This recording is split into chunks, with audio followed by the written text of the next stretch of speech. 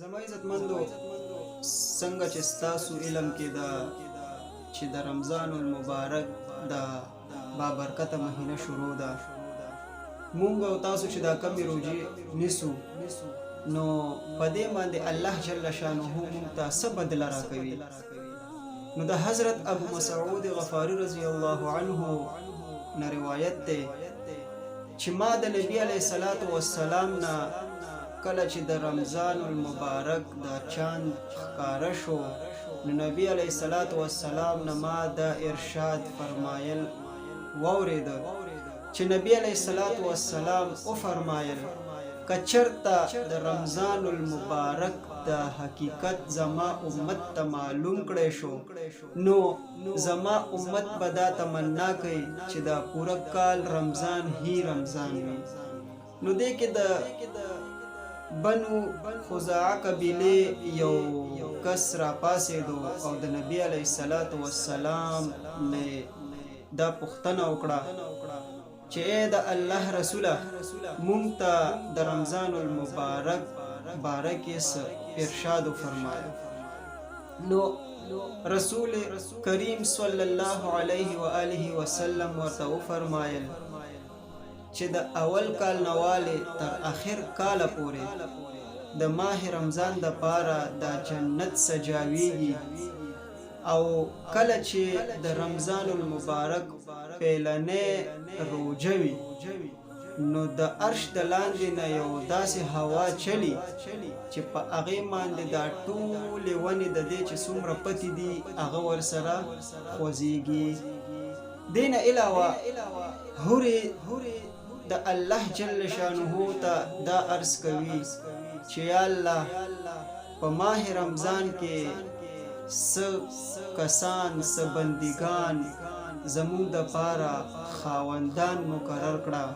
چې موږ په هغې باندې خپل سترګې یخو او هغوی په موږ باندې خپل سترګې یخوي. زما عزتمندو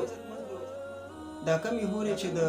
الله جل شانه نه مطالبه کوي چې موږ د پاره په دې ماه رمضان کې داسې کسان مقرر کړه چې هغوی زموږ خاوندان وي. نو دا هورې څوک دي؟ زما عزتمندو دا هورې هغه ښځې دي چې د دوی په جسم باندې به 70 قسمه لباس وي او د هر لباس رنگ به جدا جدا وي. دغه شانتې د دې ته به 70 قسمه خوشبو لګېدلې وي او د هر یو قسم خوشبو به د اولنۍ نه جدا جدا وي. او دې نه علاوه زما عزتمندو د دې هر یو ښځې دپاره به د دې د خدمت او د ضرورت دپاره به 70,000 خادمانې وي او 70,000 خادمان به هر ټایم دې دپاره په خدمت کې موجود وي. په دې سره به په لاس کې یو د سولې پیاله وي او په هغه پیاله کې به مختلف قسمه خوراکونه وي او د هغې خوراکونو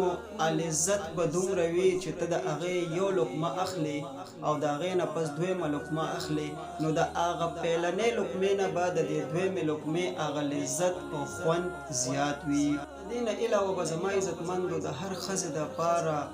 د سرخ یاقوت نه به یو تخت جوړ وي او په هغه تخت باندې به 70 بسترې موجود وي او د هغه بسترو استر چې کوم دی د غټ ریشم نه به جوړ وي او زما عزتمندو او په دې تخت باندې به 70 بالښتونه هم موجود وي. زما عزتمندو دغه شانتې به د دې ښځې خاوند ته هم هر څه ملاویږي چې څنګه شاته بیان کړی شو د دې هورې دپاره به چې څه موجود وي دغه شانتې به د دې خاوند ته هم هر څه ملاویږي او دا خاوند به هم د یو موتی نه جوړ کړی شوي تخت باندې سرخ یاقوت تخت به وي په هغې باندې به دا خاوند هم ناست وي. زما عزتمندو چې دا څومره انعامات او دا بدلې ما ذکر کې نو د دې دا صرف د دې رمضان المبارک د دې یو روژې انعام او بدله ده چې الله جل شانه مونږ ته راکوي. دې نه علاوه چې مونږ او تاسو کم اعمال کوو،